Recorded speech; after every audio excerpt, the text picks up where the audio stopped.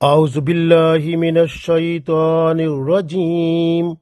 بسم الله الرحمن الرحيم. يؤمنون بالله واليوم الآخر ويأمرون بالمعروف وينهون عن المنكر ويسارعون في الخيرات وَأُولَئِكَ مِنَ الصَّالِحِينَ۔ عزیز دوستو، السلام علیکم ورحمۃ اللہ وبرکاتہ۔ سورہ آل عمران آیت نمبر 114 تلاوت کی ہے۔ اس آیت میں اللہ تعالیٰ نے صالحین جو نیک لوگ ہیں ان کی 5 صفات بیان فرمائی ہیں۔ پہلی صفت اس میں یہ ہے کہ وہ اللہ پر ایمان رکھتے ہیں۔ دوسری صفت وہ قیامت کے دن پر یعنی آخرت پر بھی ایمان کامل رکھتے ہیں۔ تیسری بات وہ نیک کام خود کرتے ہیں اور دوسروں کو بھی نیک کام کرنے کا حکم کرتے ہیں۔ چوتھی بات کہ وہ برے کاموں سے خود بھی بچتے ہیں اور دوسروں کو بھی برے کاموں سے بچاتے ہیں۔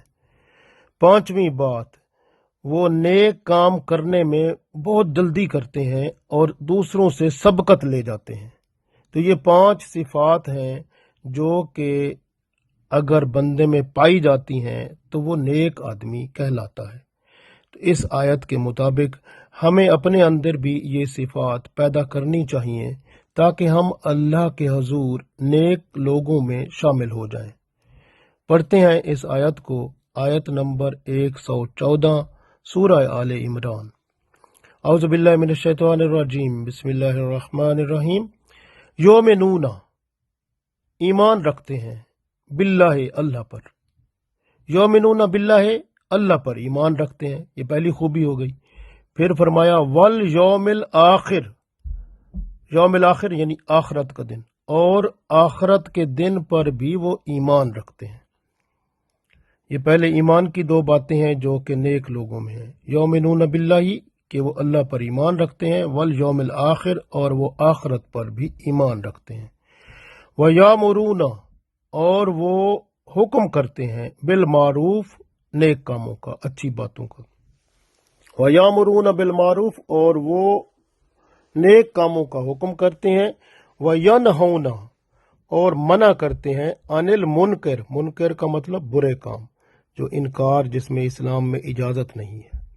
وَيَنْهَوْنَ عَنِ الْمُنْكَرِ اور برے کاموں سے منع کرتے ہیں۔ وَيُسَارِعُونَ اور دوڑتے ہیں، فی الخیرات، خیرات کا مطلب نیک کام، اور نیک کاموں کی طرف وہ دوڑتے ہیں۔ وَأُولَئِكَ مِنَ الصَّالِحِينَ اور یہی لوگ جو ہیں وہ صالحین ہیں، نیک ہیں۔ پھر ایک دفعہ پڑھ لیتے ہیں۔ اللہ تعالیٰ ارشاد فرماتا ہے، یؤمنون باللہ والیوم الآخر ویامرون بالمعروف وینہون عن المنکر ویسارعون فی الخیرات واولئک من الصالحین۔ اللہ اور روز آخرت پر یہ لوگ ایمان رکھتے ہیں، نیکی کا حکم دیتے ہیں اور برائیوں سے روکتے ہیں اور بھلائی کے کاموں میں سرگرم رہتے ہیں۔ یہ صالح لوگ ہیں، یہی نیک لوگ ہیں۔ غور کریں، یہ لوگوں کا وہ قلیل گروہ ہے جس میں ہر قسم کا مسلمان شامل ہے، چاہے وہ اہل کتاب سے یعنی یہود و نصارہ سے مسلمان ہوا ہو، یا کفار و مشرکین سے، یا کہیں سے بھی جو مسلمان ہوا ہو اور اسلام پر ان 5 صفات پر کامل ہو، تو اللہ تعالیٰ کی رحمت سے اس کی بڑی شان ہے، وہ نیک کاروں میں شامل ہے، کیونکہ وہ اپنے عہد پر قائم رہنے والا ہے، ایمان باللہ پر مضبوط ہے، آخرت پر ایمان رکھنے والا ہے، شب بیدار ہے، نیکی کا حکم کرنے والا ہے، برائیوں سے منع کرنے والا ہے، اور نیکی کے کاموں میں دوسروں سے سبقت لے جانے والا ہے، آگے بڑھ کے۔ ایسے لوگوں کو قرآن پاک میں صالحین اور متقین بھی فرمایا گیا ہے۔ اللہ تعالیٰ نے یہ بھی بتا دیا کہ جو اہل کتاب والے ہیں یعنی یہود و نصارہ، ان میں سب برے نہیں ہیں، ان میں کچھ لوگ ایسے بھی تھے اور آج بھی ہیں جو جن کے اندر ایمان چھپا ہوا ہے، یعنی وہ ایمان ان کے اندر ہے، ان کے اندر تھا، بس ان کو اللہ تعالیٰ کی ہدایت جب پہنچی تو وہ ایمان لے آئے، یعنی جب اللہ تعالیٰ کی طرف سے ان پر حق کھلتا ہے تو ان کے اندر چھپا ایمان جو ہے وہ جاگ پڑتا ہے، تو ہدایت الہی سے وہ کلمہ حق بولنے لگتے ہیں اور ایمان سے منور ہوتے ہیں۔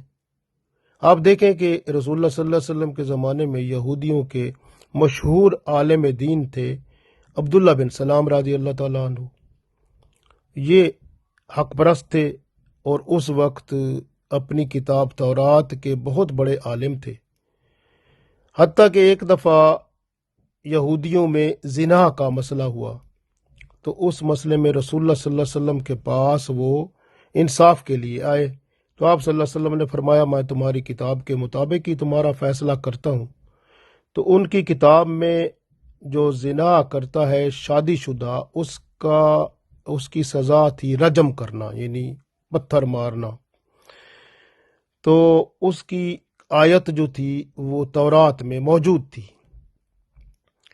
اب انہوں نے کہا کہ ہمارے پاس تو یہ موجود آیت ہے نہیں، لہٰذا ہم تو یہ کرتے ہوتے ہیں کہ جو زنا کرتا ہے اس کا منہ کالا کر کے پورے شہر میں گھماتے ہیں، تو اس طرح اس کے ساتھ بھی ایسے کریں گے، تو آپ صلی اللہ علیہ وسلم اس کا معاملہ فرما دیں تاکہ ہم جو ہے آپ صلی اللہ علیہ وسلم کے حکم کے مطابق اس کا جو ہے آپ صلی اللہ علیہ وسلم کے فیصلے کے مطابق اس کے ساتھ ڈیل کرتے ہیں۔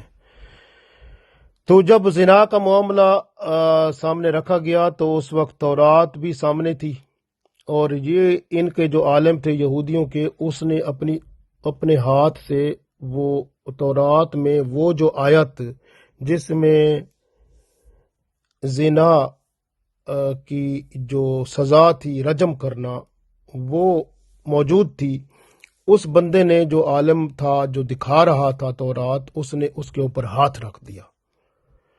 تو عبداللہ بن سلام رضی اللہ تعالیٰ عنہ اس وقت اسلام لے آئے تھے، وہ بھی بیٹھے ہوئے تھے، انہوں نے دیکھا کہ اس نے اسی آیت پر تو ہاتھ رکھا ہوا ہے، تو عبداللہ بن سلام رضی اللہ تعالیٰ عنہ نے اس کا ہاتھ ہٹایا، اسے کہا دیکھ یہ نیچے یہی تو آیت ہے جس میں تمہارے اس زنا کا جو سزا ہے اس کا حکم ہے کہ سنگسار کیا جائے، اسے رجم کیا جائے۔